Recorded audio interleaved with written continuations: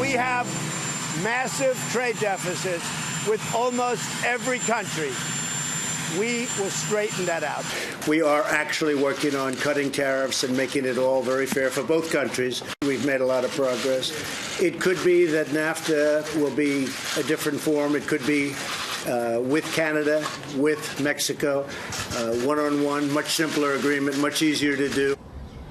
Well, Trey, the big talk at the G7 summit up in Canada. They're meeting with Canadian Prime Minister Trudeau. Just a short time ago, the president meeting with the French President Macron, who spoke earlier about the tariffs that the U.S. is imposing, specifically on steel and aluminum. Le fondement qui a été utilisé. The foundation which has been used to justify these measures, an attempt to present them as according to international commercial law, was an argument of national security. Nobody would think that the imports of steel, of aluminum, coming from Canada, from France, or other European countries are of threatening nature. So where do we go from here on the G7 and what's coming out of it? Let's bring in our panel. Byron York, chief political correspondent of the Washington Examiner. Charles Lane, opinion writer for the Washington Post, and Tom Bevan, Real Clear Politics co-founder and president. All right, Byron, obviously there are a number of leaders up there who have a problem with how the president is dealing with the tariff situation, but they're talking it through, it seems. They are. You know, I think the first thing to note about this summit is that the president seems totally focused on North Korea. He's going to Canada late. He's leaving early.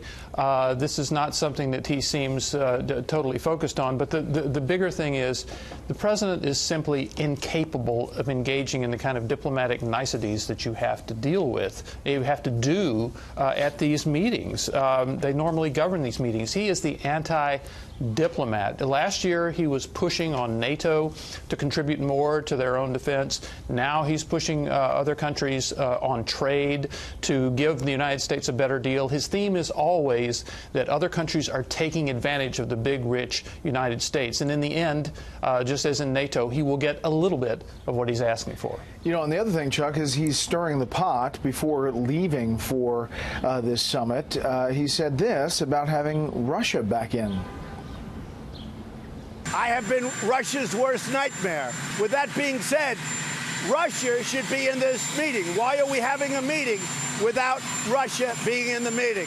Whether you like it or not, and it may not be politically correct, but we have a world to run. We should have Russia at the negotiating table. Chuck? There's so much to comment on in that one little statement.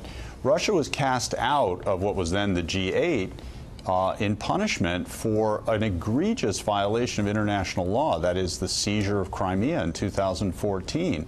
Most recently, they violated international law again by attempting to assassinate two people within Britain, and the United States itself participated in collective retaliation sanctions based on that. So for the president to sound this note of urgency that we got to get Russia back in the room so we can run the world together is just at odds with all of that recent history, and I'm sure must have been very, very puzzling and dismaying to these traditional Western allies who are trying to figure out exactly what it is he is driving at. To go back to something Byron said, which is he doesn't go in for diplomatic niceties, I think that's true, and I think in some cases that can be useful. The problem is you'd have to have a bottom line at some point.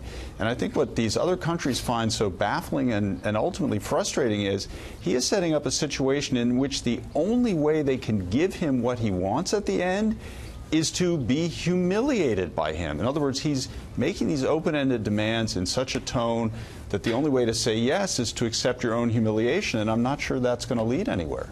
Tom? Well, I think Chuck and Byron are both right. Look, Trump, one of the things that people liked about Trump is the fact that he's a fighter.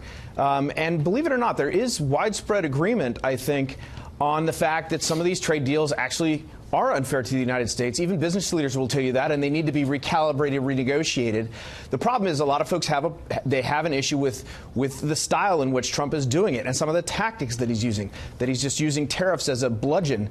So that's part of the problem. He is certainly now in full honey badger mode. He is attacking everybody, and we'll see where that ends up leading. I mean, I think he will end up getting something and be able to declare some sort of victory, but he is certainly, I think, put the rest of the world on notice that he is not messing around when it comes to renegotiating these trade deals. Yeah, I like that. Full honey badger mode. Okay.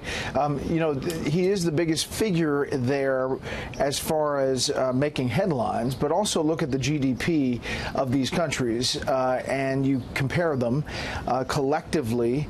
They don't add up to what the GDP of the United States is. So that tells you a little bit about how this is all going down, Byron.